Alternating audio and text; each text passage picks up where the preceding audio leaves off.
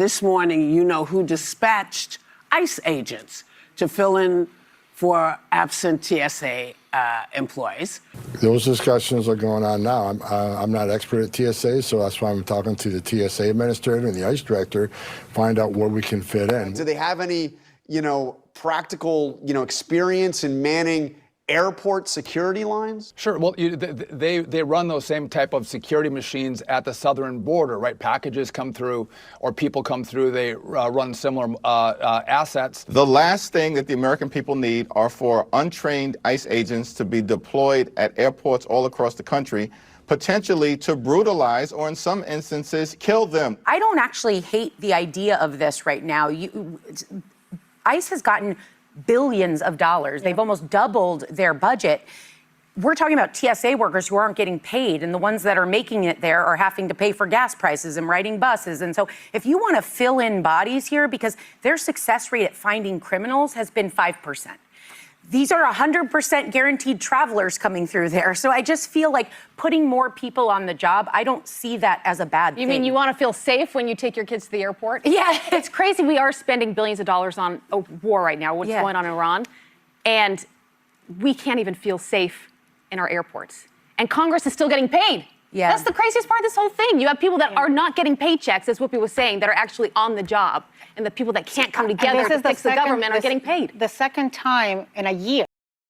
So we got to talk about something that I think is absolutely fascinating. And honestly, it completely blows apart the narrative that we've been hearing from the mainstream liberal media for years now. And that there's this really interesting phenomenon happening at airports across the country when ICE agent shows up. And no, it's not chaos. It's not people being rounded up left and right. It's not some dystopian scene like the left wants you to believe. Instead, what we're seeing is something very different, because when ICE agents show up, all of a sudden, magically, the lines get shorter. People start dispersing, the crowds thin out, and airport operations, at least in some of these cases, actually seem to be more efficient or become more efficient. Now, and I want you to think about that for a second, because that completely contradicts everything we've been told. For years, Democrats and the liberal media have pushed this idea that ICE is some kind of rogue agency whose sole purpose is to cause fears, to create problems, and to disrupt everyday life. They have demonized these agents nonstop to the point where you have activists and frankly liberal lunatics showing up at airports and detention centers protesting their very existence. According to them, ICE being present anywhere is supposed to make things worse. And it's supposed to create disorder, it's supposed to make people feel unsafe. But what we're actually seeing in real time tells a very different story. When ICE agents are present, things don't fall apart. In some cases, they actually improve. And improving, that's a good thing, right? And there are a couple of very obvious explanations for this that the media doesn't want to touch. The first is simple: manpower matters. When you have more trained personnel on site, especially federal agents who are used to dealing with high pressure situations, logistics, and security, things can run more smoothly, and that shouldn't be controversial at all. It shouldn't be controversial. It's just common sense. More capable people on the ground means better organization, faster processing, and fewer bottlenecks. But of course, acknowledging that would mean admitting that ICE agents are actually useful, and that's a narrative that left absolutely refuses to accept. But there's another piece that's even more interesting and honestly a little bit telling. It's not just that operations may be more efficient, there's also fewer people seem to be showing up in the first place. And if you think about that, why would the presence of ICE cause crowds to shrink? Why would lines suddenly get shorter? And that raises serious questions about who exactly is traveling, who might be avoiding these locations, and what impact enforcement or even the perception of enforcement has on behavior.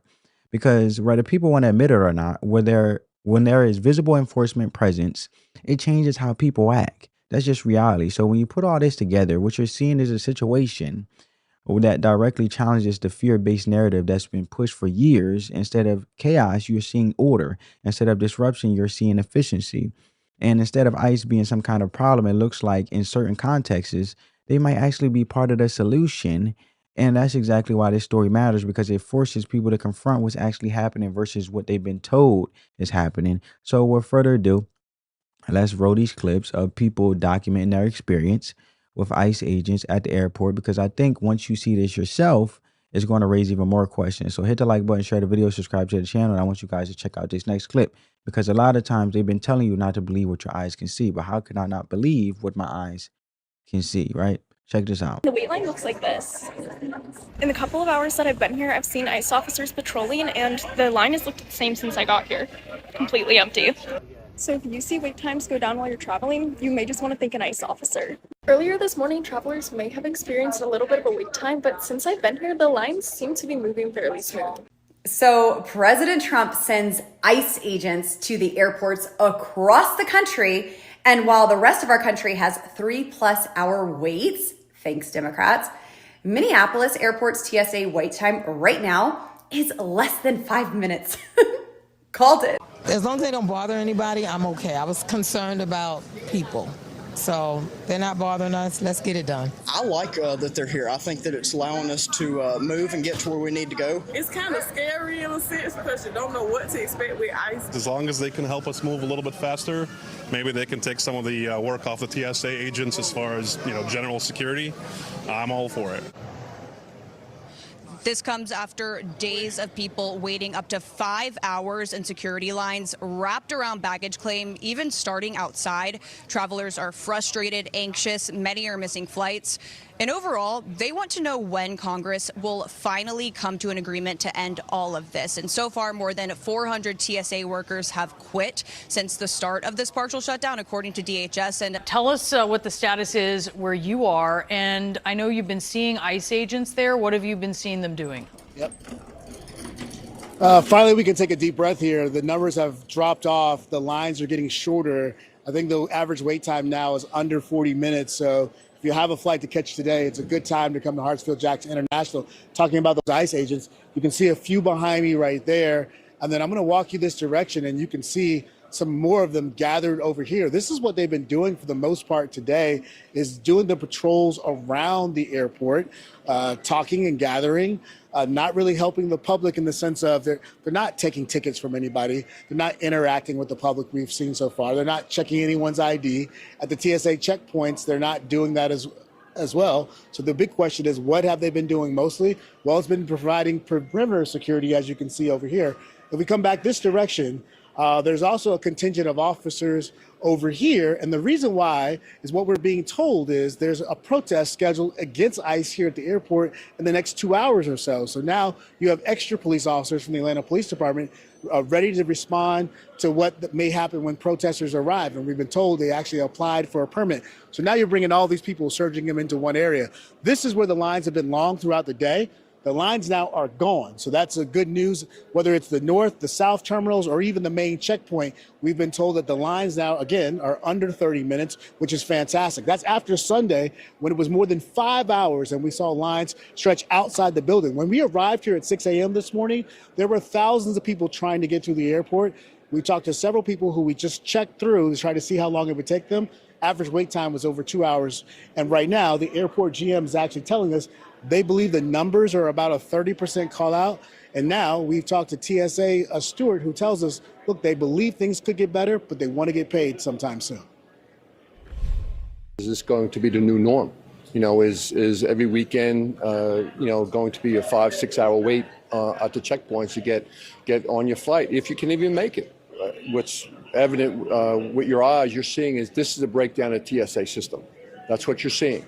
When Friday comes and there's no paycheck, what are we going to see next weekend? Yeah, guys, we'll continue to watch this. Right now, again, the numbers seem pretty good. We'll see how it goes throughout the rest of the day. Yeah, so you guys saw that clip. You heard what was being said. And even CNN is sitting there stunned, shocked that ICE shows up. And according to their own reporting, they didn't do anything dramatic. They didn't crack down on travelers. And yet somehow the lines just magically got shorter. And that's the part that really gets me, because they're acting like this is some kind of unsolvable mystery. Like, oh, wow, ICE showed up and things improved. But we just can't figure out why. Really?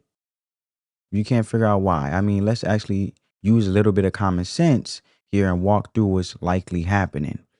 First, I'm just going to say it plainly. Maybe, just maybe, the presence of ICE at airports is decentivizing illegal immigrants from flying. And I know that sounds controversial to say out loud. in today's political climate. But let's be honest about human behavior. When there is visible law enforcement presence, especially federal law enforcement, people who know they're not supposed to be here are probably going to think twice about putting themselves in a situation where they might be questioned. And that's not extreme. That's not radical. That's just reality. So if your people who are here illegally are showing up at the airports because ICE is there, that alone could contribute to shorter lines. Again, not rocket science. But beyond that, there's an even more straightforward explanation that the media is either ignoring or pretending not to understand. What actually is happening is a redistribution of labor, right? You got TSA agents who, let's be real, and I say this with respect because it's an important job, but not every role within TSA requires some highly specialized skill set.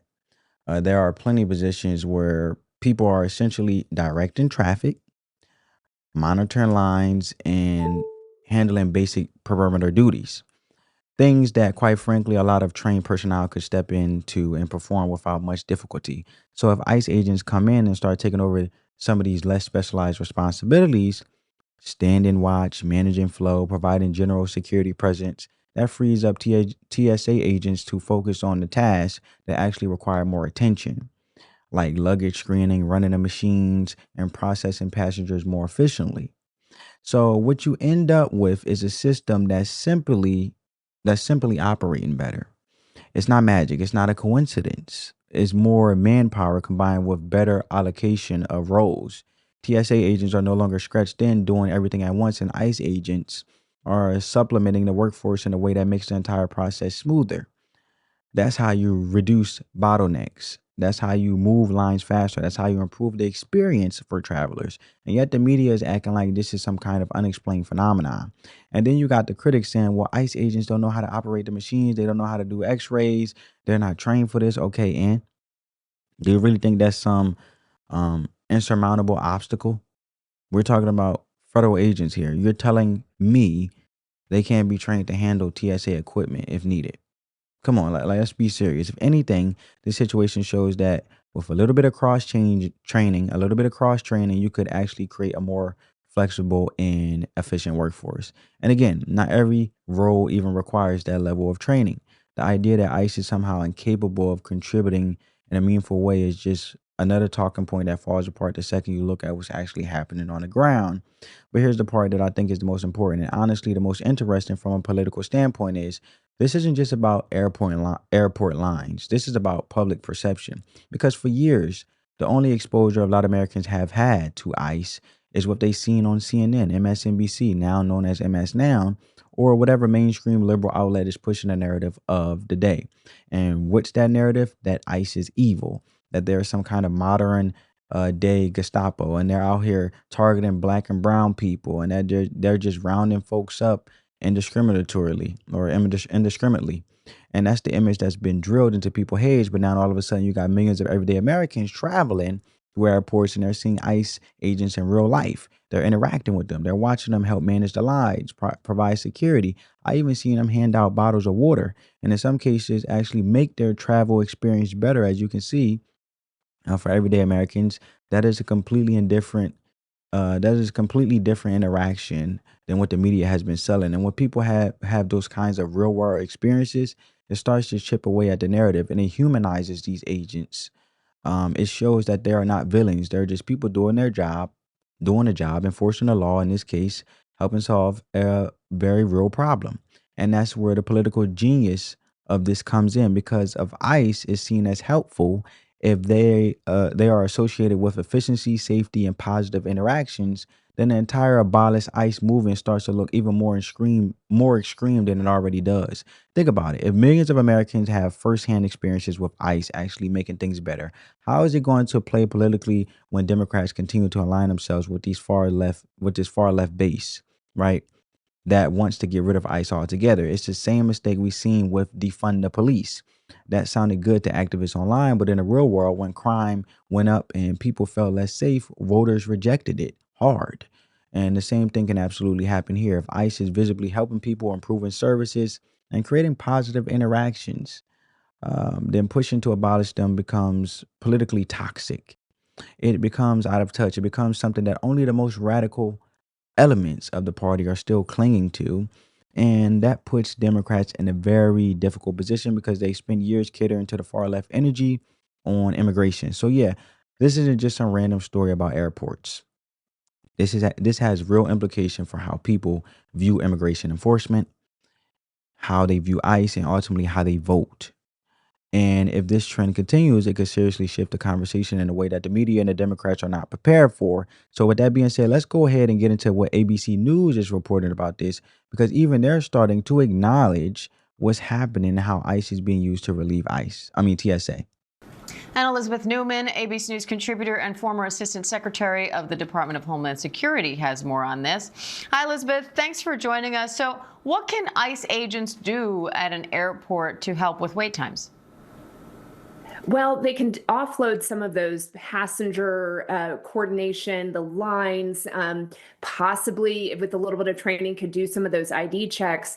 But as Alex alluded to, they're not trained to be able to do the physical screening of bags, of people going through the different types of X-ray machines. So really what you're trying to do is free up what labor you do have of TSA to put them away from the lines, put them on the screening stations so that hopefully you can screen faster. This is a temporary solution. It doesn't actually really solve the problem. What we need is for the government to pass a spending bill so that TSA agents can get paid. I don't know that they can go that many more weeks without a paycheck before we start losing a lot more TSA agents and having a lot more backlogs at a whole host of airports across the country. ICE is funded and its agents are getting paid. You say you're not opposed to solutions like this to help the TSA. What challenges do you think they'll face?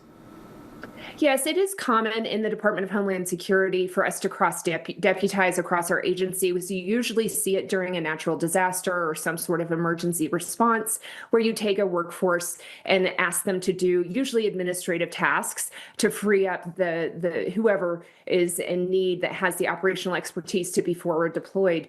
So this type of thing is done. However, I'm not aware of any time where it's been done specifically at a TSA type screening location. So I do have questions I would love to see the government answer, including, TSA is not a law enforcement agency. They are a screening agency. They do not carry guns. Are we going to see ICE officers carrying their firearms? Usually when they are working in all manners, they like to carry their firearms. I think we would be a little uncomfortable seeing people facilitate you through the line, but wearing their firearms. I'd like to understand better what the plan is for ICE and other parts of the airport. There are other security functions they might be able to help with, but it just would be useful for the government to be transparent about what they can and can't do. Also would like to know that anybody that's getting deployed to an airport, that they've gone through some real minimum level training to remind them that they're operating under TSA authorities and that those authorities are not law enforcement authorities. They don't have arrest power in that context.